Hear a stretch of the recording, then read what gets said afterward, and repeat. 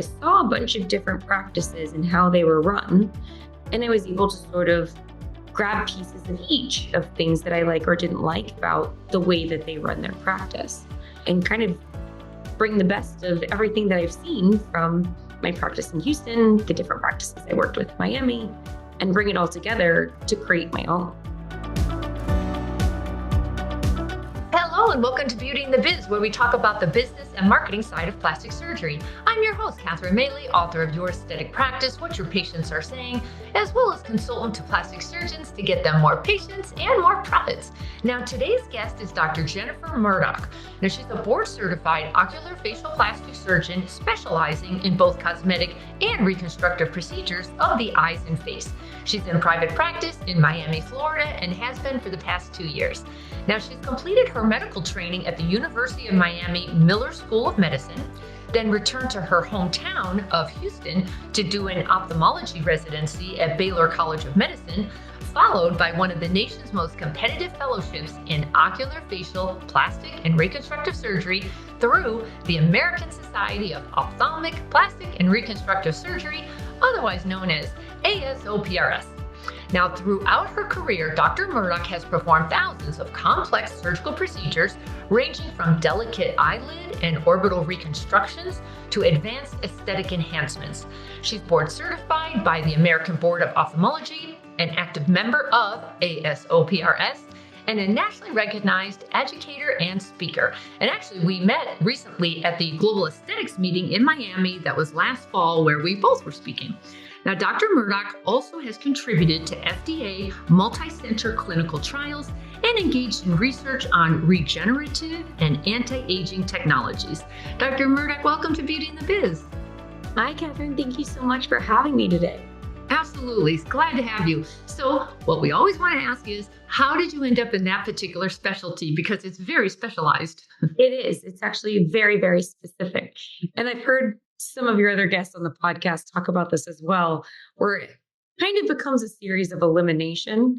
So when I was in medical school, I automatically was drawn to surgery very quickly. I knew I was hands-on, had to kind of fix a patient right then and there. But then, I didn't love having, extensive bowel surgeries. I thought that was kind of gross. And then I thought ENT was very interesting until changing a tracheostomy in the clinic, and someone hawked a bloody mucus ball across the room. And I said, oh, no, that's not for me either. So then, ophthalmology, I was lucky enough to go to University of Miami, where they have the number one eye institute in the country, which is Bascom Palmer. And they have, brilliant minds and amazing professors there. And I was inspired pretty early on in my medicine career. So working with them, I found ophthalmology extremely interesting because they're such microsurgeons, and it takes such skill, technique, and knowledge to be able to do ophthalmology. And then from there expanded into plastics because I felt like oculoplastics is just very interesting. Never do I ever see the same kind of patient or perform the same surgery. Everything is just a little bit different because of that plastic surgery element to it, both reconstructive and cosmetic. Gotcha. Now, how did you end up going from Houston to Miami? After my fellowship, I joined a private practice in Houston. It was an oculoplastic only practice, small group with just a couple other oculoplastic surgeons. When I started going, I immediately felt like I hit the ground running. They had a good base to get me busy very quickly, and I was able to become successful. But as I started to grow in my own, after you leave fellowship, there's still a lot to learn, and B, a lot to develop as you feel out what kind of practice you're going to make for yourself in your career. And I just kept hitting some roadblocks along the way. So I wasn't really able to expand a lot cosmetically in the form of skincare and lasers. And then I also found that the work environment started turning a little bit toxic, which never feels great. And, it can be really hard when you feel like you've found like one practice, you're succeeding, you're doing financially well, but something felt off for me, right? So I decided to kind of take that leap and jump off and do my own practice. Now, originally I had thought I wanted to go back into academics because that's what I knew, right? It's so funny being a doctor. And if you ask anyone in training and residency and fellowship, a lot of people say, oh, I want to go into academics. I want to find an academic position because that's really all you know. Most training programs don't really give a lot of exposure to private practice. So at that point, I started exploring different academic positions, but then I realized, oh no, I actually really like private practice. I don't want to have to, put my vacation 6 months in ahead of time. And I like to be able to have a little bit more flexibility in terms of, the kind of patients and practice I want and new equipment and technologies that I want to bring in. So I decided just to move to Miami, where I had lived before. And it's a city that, I just felt happy in, and took the giant leap across, the Gulf of Mexico to Florida and started my own. And it started slowly doing some independent contracting with different ophthalmology practices just to get my foot in the door. And that's kind of an easy way to start because those other practices kind of laid the credentialing groundwork for me. So I was able to credential with different insurance plans through them. And they kind of helped build a little bit of a referral base. But I quickly realized that oculoplastics did not really fit in quite well with like a multi-specialty ophthalmology group. It's very different than any sort of ophthalmology specialty. And while I knew I wanted to eventually have my own on my own, it sort of, continued to shift in that direction. And I was given these constant reminders about how it doesn't always work. It's just better because I can be my own person. I can build my own team and train them in a way that works well for oculoplastic surgery. So here I am running my own solo practice, and I'm still in the very beginning stages of it, but it's going well. It's in a forward motion, and it's kind of fun. So back up for a second. How long did you work with these other practices, and were you a contractor? How did that work? And how long did you do it before you had the guts to go out on your own? Mm-hmm. So I was an independent contractor with each and every one of them. Okay. How many were there? There were, I kept kind of jumping from practice to practice as things were going on with their own internal politics.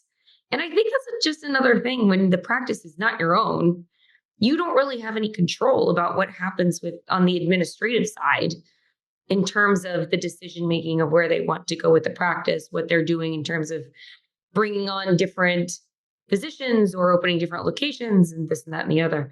But I started working with 3 of them. And I still work with one.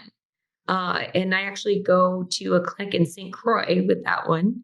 And we serve some of the patients in the U.S. Virgin Islands.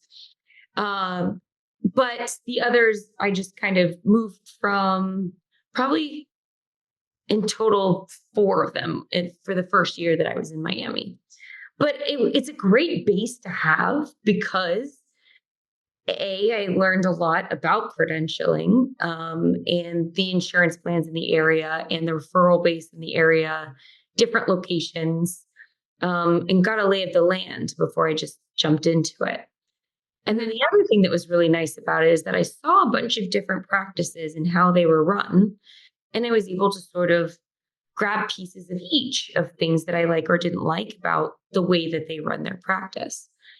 So that was kind of nice. So I can start honing in on mine and kind of bring the best of everything that I've seen from my practice in Houston, the different practices I worked with in Miami, and bring it all together to create my own. That's a really big pearl. If you can check out other people's practices and you take from it what what worked for you. And then you create your own practice from that. That's a great idea. You just get a better perspective when you see how others are doing things. So you're not starting completely from scratch. But how did you choose a location, and how did you know how did you know where you were going to go, and how were you going to set up? Were you going to go into a big medical facility? Were you going to try to sublease some space somewhere else? Like, how do you leave that situation and say, okay, I'm going out on my own now. Now what? I think it's all kind of slow transitions. So when I was in Houston, I sort of started, dabbling over in Miami. And before that was completely closed as I was transitioning out. And then with the independent contracting practices, I kind of opened up, my practice like once or twice in a week, and then just slowly transitioned as that got busier.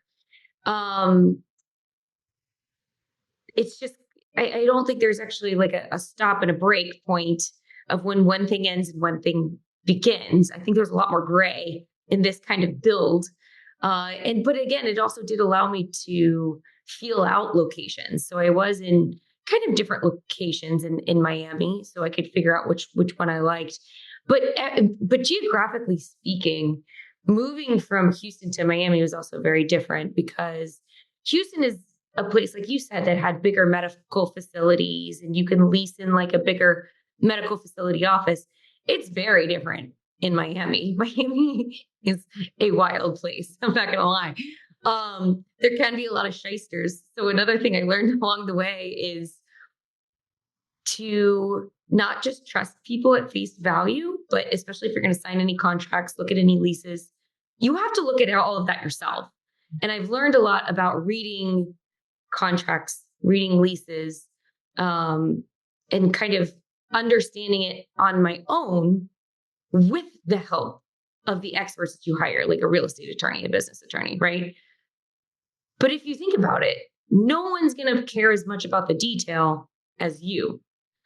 So yes, attorneys are, great at looking through general contracts and making sure that everything is in order with the right wording, and you don't have these clauses that get you stuck in weird situations. However, when it comes to some of the details of your practice, you will know better than anyone else. So the more you can understand the business side in terms of reading contracts, especially, the more you're going to be able to help guide your attorneys to give you kind of the best documentation and contracts that you can. Because it can be very, you can get burned. I've been burned along the way. I don't do everything right the first time, and probably maybe not any of the time. I've learned a lot through my mistakes, but the point being is that you're constantly learning. And like we talked about with the different practices and learning from different practices, I still do that. And I did start doing that when I transitioned to Miami, is actually visiting other colleagues in different places, Chicago, LA, and not only observing them in the operating room and learning new techniques and skills, but also the business side of things too. So I've leaned on colleagues and would go to their office, kind of see how they flow. But I think the more you learn, the better you're going to be. And that pertains to both the surgical side of things as well as the business side of things. Yeah. What about the short-term lease versus long-term? Short-term keeps you flexible, but long-term, it gives you more, I guess, certainty, yet things change and then you're stuck. So was that a big part of this? That's actually a really good topic, because the other thing, at least for me, is that I don't have a whole lot of leverage when it comes to leases. So we, I have a 10-year lease, because I do want to build something that's nice and meaningful and permanent. But I think the property owners and the property managers kind of also want to lock you in. So because I didn't have a lot of leverage, I think the long-term lease made it easier for me to get something that's affordable for me. But I do have, again, it comes down to contracts, right? I have sublease clauses in my contract that basically say, if for some chance Miami's not for me in 2 years, I decide I need to leave or relocate for whatever reason, I'm able to sublease to someone else. I just have to be responsible to get a sublessee to be able to take over the space. So again, kind of all of these things are negotiable, but you just have to not have dead ends in your contract where you're in default of your lease or you're absolutely stuck with a huge financial penalty if you decide to change something. And did they do a build out for you, or was everything all good to go when you moved in? How did that work out? So the good thing is I signed with a new renovation. Oh. So they pretty much did. And, they're looking for tenants just like I'm looking for a space. And I think you also have to find the right match. Kind of has to work both ways, because if you think about it, you don't want a landlord that doesn't want to deal with you. You want someone that also does want to help grow your practice because it grows their building. So mine built a very nice, they call it a spec suite. So it has kind of all the fixtures and, the basics in there. And then I just had to add any cabinetry that I needed in terms of woodwork and that kind of thing. The smartest practices know a big part of their practice growth comes from retention, referrals, and repeat treatments, not just from new internet stranger leads. That's why I created the KISS Loyalty Club, a done-for-you system that keeps your patients returning, referring, reviewing, sharing you on social media, and completing surgery. Discover how KISS can grow your own practice revenues by visiting kissloyalty.com today. So let's talk about the percentage of recon versus cosmetic, because that's such a tough balance when you're starting a new practice. I'm sure you have to live off of referrals and insurance cases. So let's just talk about that. How's that been going? I think at this point, I'm about 50-50 in terms of cosmetic and reconstructive. But when you first start, absolutely, you're starting with mostly functional, because whatever practice you join, or even if you start your own practice, you want to have volume. You can't just come out of fellowship and immediately start, charging people $10,000 for surgery, and you need a little, you have to work your way into being a fantastic cosmetic surgeon. It just doesn't happen overnight, and it doesn't just happen after fellowship. When I first started in my practice in Houston, they actually called me the tearing specialist, because no one likes to do nasolacrimal surgery. So anyone who needed anything nasolacrimal related was shunted to me, which is great. I didn't mind it at all, because I find it, easy and enjoyable. I really like endoscopic DCRs in terms of surgery anyway. But it is also a good way to build your practice. And you have to remember that.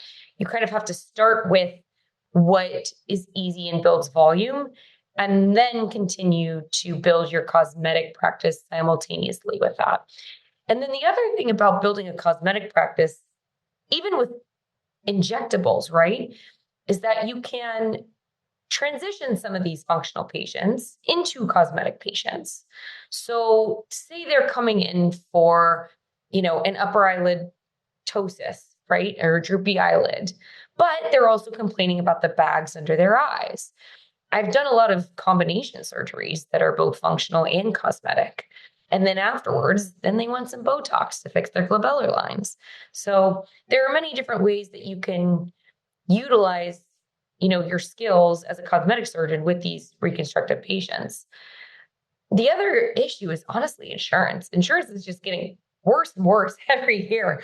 So being able to be on all of the insurance plans at the beginning can be difficult, just to be able to get credentialed.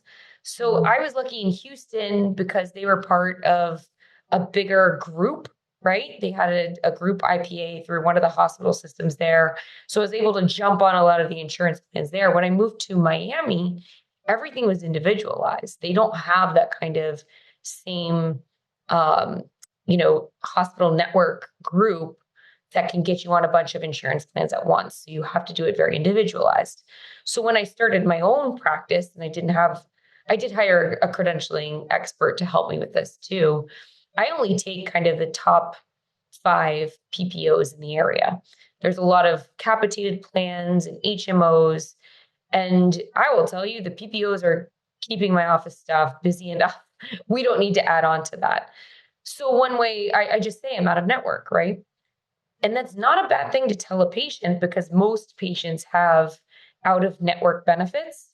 So it helps you because you don't have to do all of the authorization, getting reimbursement from the insurance plan. You just say, I'm out of network. Here's your notes and the CPT codes. You can submit it to your insurance for reimbursement. So I charge my basic fees for whatever I'm seeing them for.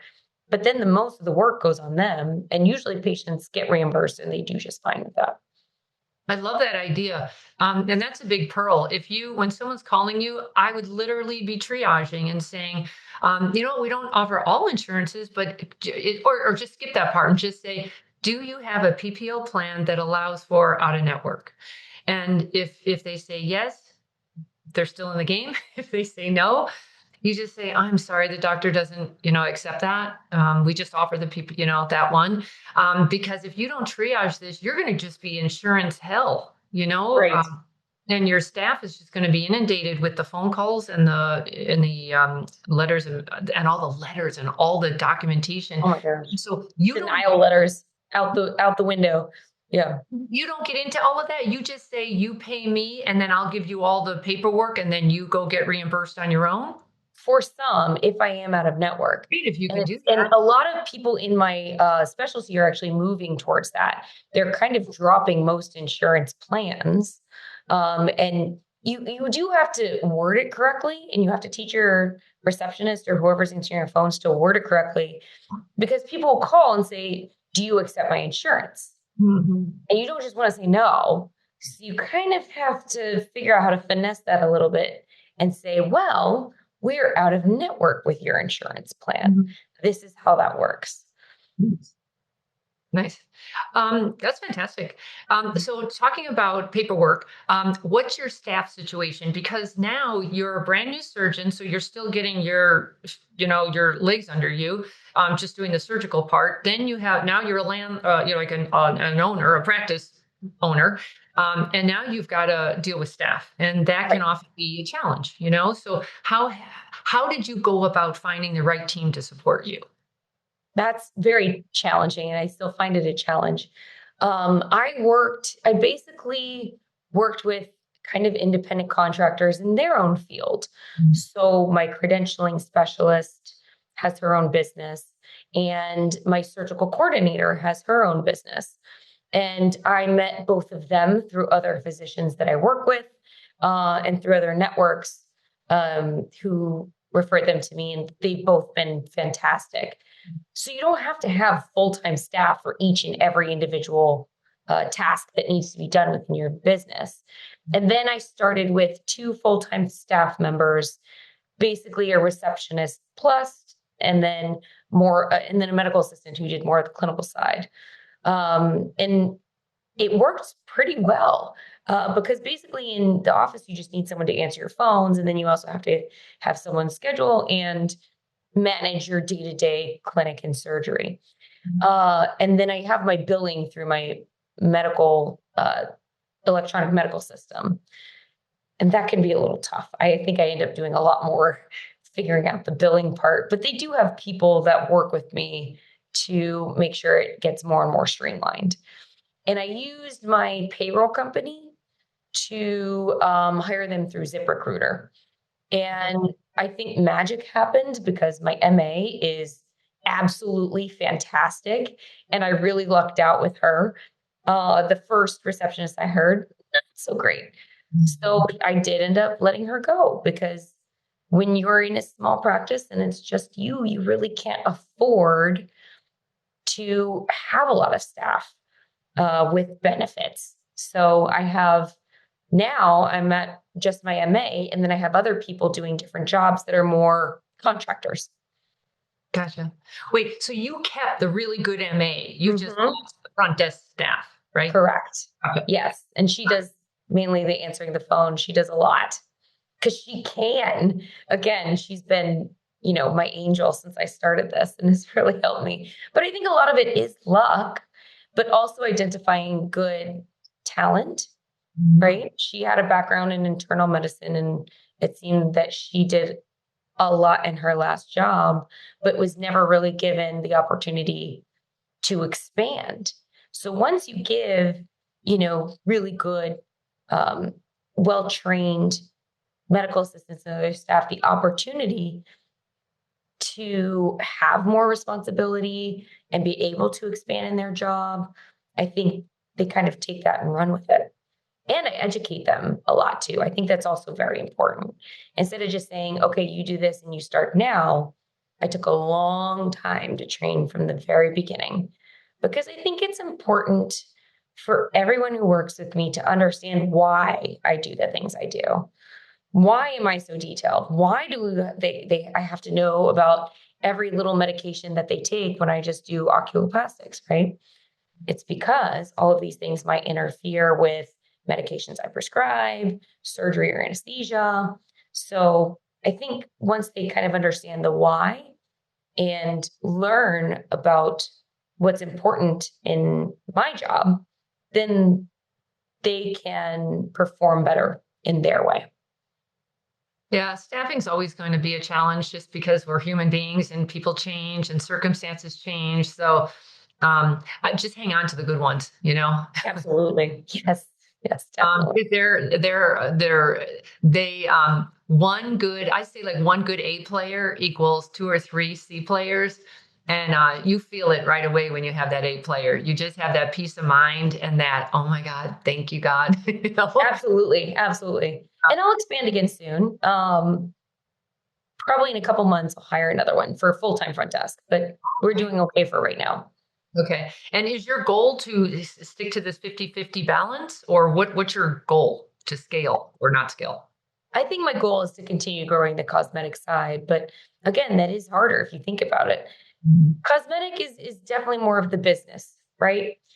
You have to market that. You have to advertise. You have to have reviews. The functional aspect of it, the reconstructive surgery, is a necessity. I couldn't never cut that out completely because that feeds my soul. While, cosmetic is more financially advantageous. But the truth of it is the cosmetic patients are also soul feeders as well, because I don't know, it's just really nice to help someone build their confidence and be happier and, like to take pictures of themselves again and look in the mirror again, no matter how you look at it. But it does take, you do have to have more experience and build a reputation more to have the right patients for your cosmetic side of your practice. And do you block time for certain patients at certain times, or are you just blending all together? At this point, I blend all together, but if it is a new cosmetic consultation, I do usually block more time for that. So I can be the person at the forefront to discuss the details of whatever surgery I recommend, to really talk about the risks and the benefits and the different options that I might be recommending, and even go over the pricing as well, because I've received a lot of mixed recommendations from other colleagues about, no, you should never talk pricing to your patients. You should always just leave that to the surgical coordinator, or no, you absolutely should. And I've shifted back to now I do take ownership of the pricing part. And I just think, it builds that transparency between me and my patient, so that I'm not like, oh, I don't know what the finances are. That's for someone else to decide. I'm just going to step out and not deal with that. But I don't know, at least for me, I feel like it shows them that I know what my prices are. Please don't ask for a discount. I hate it when patients do that for no reason. They do. That's why you step They out. do. It's so crazy. And I just say, Because doctors are notorious for saying, oh, all right, I know. So I think it's easier for me to say, no, these are the fees. This is what I've established. And if you have any questions about that, let me know. because I think it's easier for me to address that directly than the other surgical coordinators. For now, down the road, you will get really tired of being all of that, because Yes. Yes. for branding purposes, it's just not fun when you're the clinician and you're also the salesperson. It just feels you'll want to change that later on. But for right now, if it's working for you and people are saying yes, good for you. Right. Yeah. Right. Stick to it. Where are you doing surgery? Are you nearby, or is it a surgical center? Is it a hospital? How are you I have a working? couple different ones actually. So because I'm oculoplastics, I can do a lot under local. So I do a lot in the office. Um, Upper and lower lid blepharoplasty I can do in the office. Laser resurfacing, of course, I can do in the office. I have another surgery center. One is actually a local plastic surgeon who has his own OR that he rents out with, staff equipment and an anesthesiologist. And that's what I call my concierge. Mhm. It's more of a boutique cosmetic operating room because it is in a plastic surgery office and it's just one patient at a time. And then I have other outpatient surgery centers that I work with. One hospital for big reconstructive cases. But I think eventually I'll transition, into having an OR. Mhm. But one thing at a time. But I do now a lot under local. You do have to find the right patient, though, I think, to be able to handle local, no matter how great you are at injecting or providing local anesthesia. And I do use oral sedation as well. But most people do great with just the periocular area under local anesthesia. Well, another issue that comes up is when the hospitals keep raising their rates, and half the time your quote is your fees are as much as the OR facility fees and anesthesia.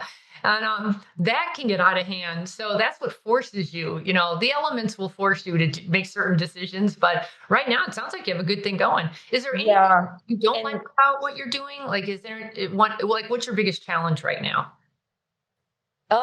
just building. I think it's just the slow build, right? I think because when I was in and I think that's another part about the transition, right? When I was in my first practice, I hit the ground running. And even though I started right before COVID hit, I still got pretty busy pretty quickly because it was already an established practice and they get referrals from all over Houston. Doing it on my own, I have to be more patient and I have to do a lot more work in terms of the business end of things. I have a wonderful SEO company that I use, and I get a lot of referrals based on my website. But then it is still, different referring physicians and also people in Miami, right? Kind of once you start operating on one and you do a really great job, then they send their friend or their neighbor and then their mom. And it's kind of word of mouth. And so I'm still building that aspect of it. But that's probably the biggest challenge right now is continuing to get my name out there, build my reputation in the area, and continue to grow in terms of being a prominent cosmetic surgeon in the area. Well, we used to say it takes 10 years to grow a practice. And in today's world, everyone's got such ADD, you have about a year to figure it out. And then you assume social media is going to handle all that for you. But then I just would say patience is needed here, unless Yes. you have a bucket load of money that you can throw at ads, or you're married to the SEO guy and that's all he focuses on. I don't even think that would do it. I think no matter what, you have to have patience Yeah. to have patience, if you understand what I mean, the CE versus the TS. You have to be patient. They're coming, but even if you have the best SEO, it doesn't happen overnight. Your pages have to build, um, tracking with Google and they have to gain popularity and your social media. You can be amazing on social media, but if you don't, you know, if your followers are not in your area, they're not going to come to you as patients. So you have to be calm and just wait for it to happen, but continue to work along the way. Yep. Speaking of SEO, you're in Miami. You're not in the middle of the Midwest where there's no competition. I mean, how ridiculous is the competition there? The competition is interesting here, I will say, because there are a lot of, it's an interesting population. There are a lot of plastic surgery practices that are very high volume. Mhm. And I think I will just leave it at that. They're very high volume. Plus, you also have a patient population that'll say, oh, I'm just going to go to Colombia. I'm going to go to Venezuela for my surgery and get it at half the price. Mhm. And I always say, okay, great. See you when you get a complication. Because when it comes to around the eye, it is a very delicate area. And I see a lot of complications from other surgeons who don't have the expertise to treat that area. I've really collaborated a ton with the oculoplastic surgeons. We actually have a group and we meet every other month or so for dinner. And we're very supportive of one another because I do think that the more support you have, the more your name is out there anyway. You don't need to be nasty in terms of competition. I think there's always room for everybody. You have to figure out what it is for you. Don't worry about the competition, but figure out what makes you special. Uh, and that's where also your social media will come in. One of your issues is like, I look at your social media and it's very difficult to balance both on there because social media is just, especially something like Instagram, it's all fun. It's all fun and games. It's all, oh, everything's great. And then you throw in a functional, and it's like, oh, this is serious. This is Yes. like serious medicine. Do you find that most surgeons, quite frankly, have a different Instagram for the functional than they do for the social, for the cosmetic, but you've blended both? Do you like it that way? Do you find it's helpful or hurtful or? I think it's helpful because I think it's also a helpful reminder to the cosmetic patients like, hey, I am a real surgeon. I can do very complex things. You know what I mean? Your upper eyelid blepharoplasty is not the hardest thing I'm doing in my day. So I do think it's kind of a nice blend. But I think we're all trying to figure out social media. You know what I mean? I think of like several years ago, like 2020s, right? Everyone was posting all sorts of, before and after photos. And then Instagram banned a lot of before and after photos and patient photos. So then everyone started dancing and but then people are like, oh, we don't want to see our surgeon twerking in the OR, right? Like I might do that in between patients on my own time, but I don't need to put it on social media and video it. And then I think it's shifting again into information or educational content. So I don't know. Social media is very interesting because I just find it a technology that's continuously changing because we have to figure out what grasps the audience. And I think we're at a good place now because it seems to be a lot more education. And I think that's what grabs the attention of scrollers, I guess.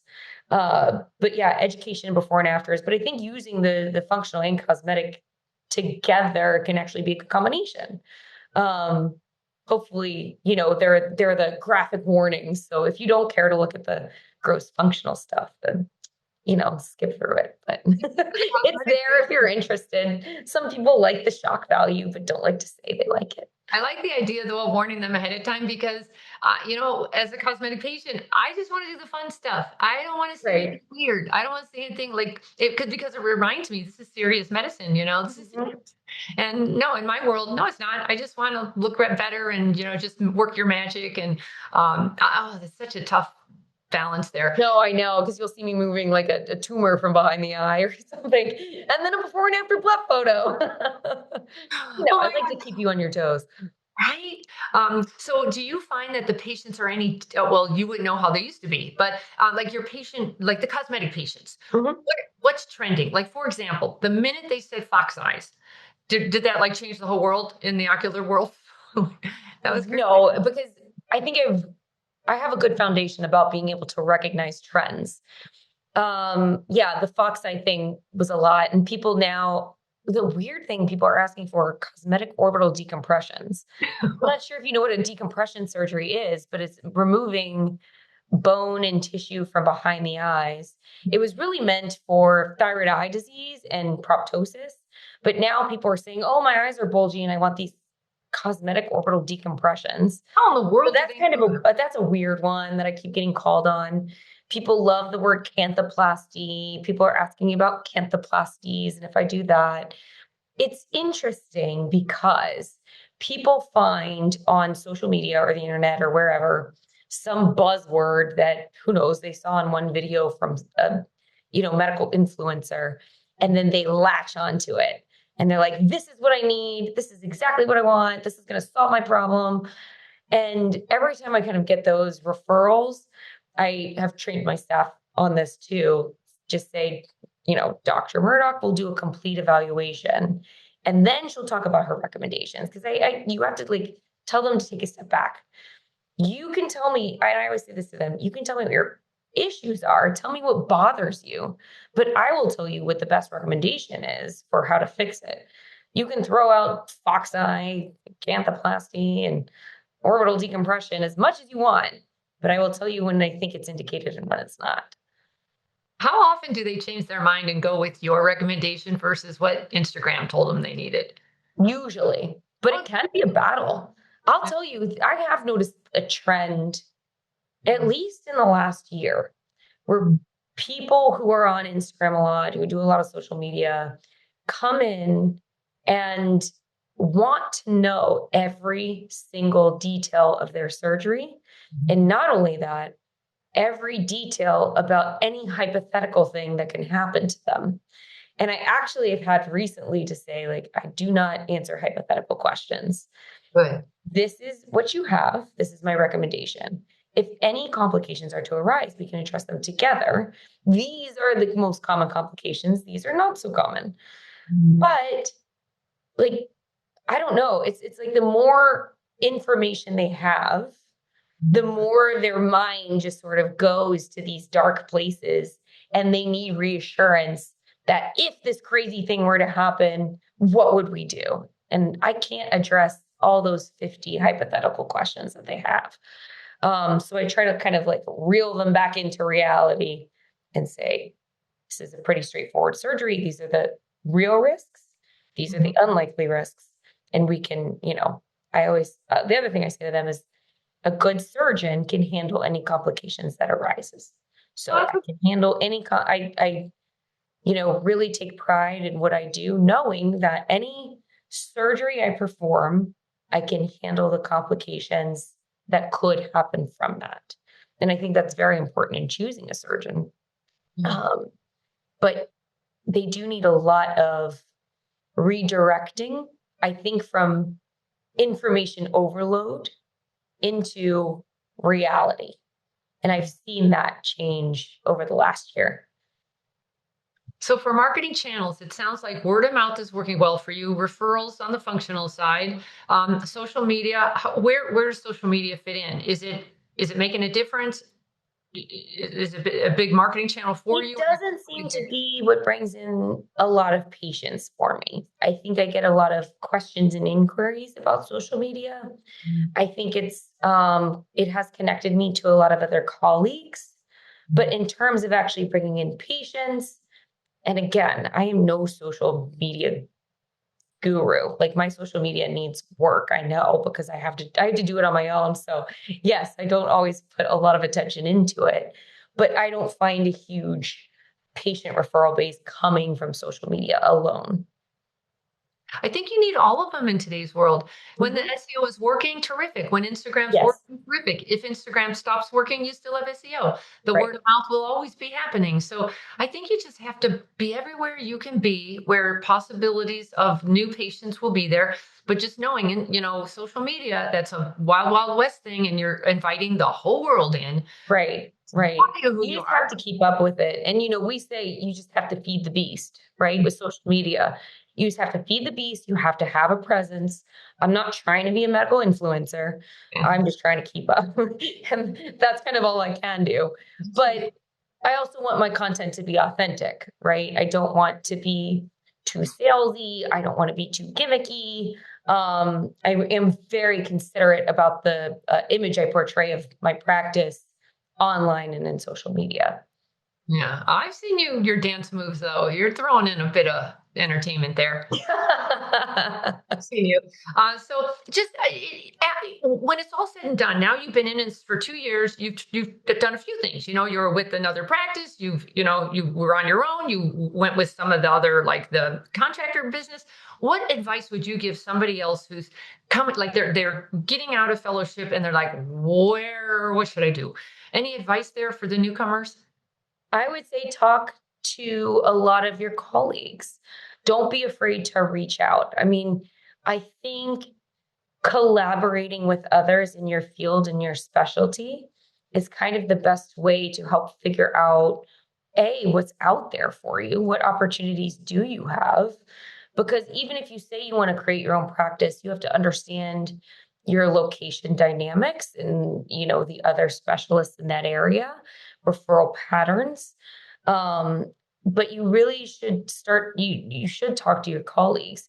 And I will tell you, I think collaborating more with other surgeons and specialties has been way more helpful than trying to look at other people as competition.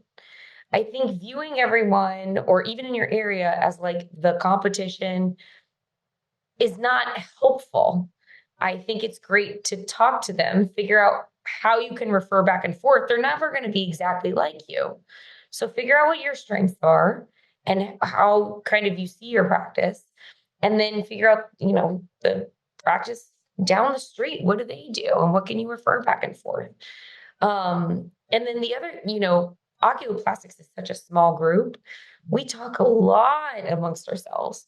So, I mean, fellows just getting out of training or getting close to getting out of training, those subspecialty conferences that we all have within our societies. So the ASOPRS, Oculofacial Society, is very small.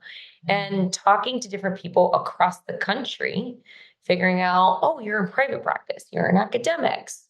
What's your geographic area like? What do you sort of see as trending in your area? I think, communicating more with others is kind of the best way to start so that you can gather all that information and then make the best educated decisions based on your dreams and those and what's actually out there. That's really good advice. We're going to wrap it up. And so can you tell us something we don't know about you? So one thing a lot of people don't know about me is that I actually used to dance professionally. When I was in Miami, I did commercial work. And I did, I did a movie. I danced with Matt Damon. I did some, backup dancing for Latin award shows.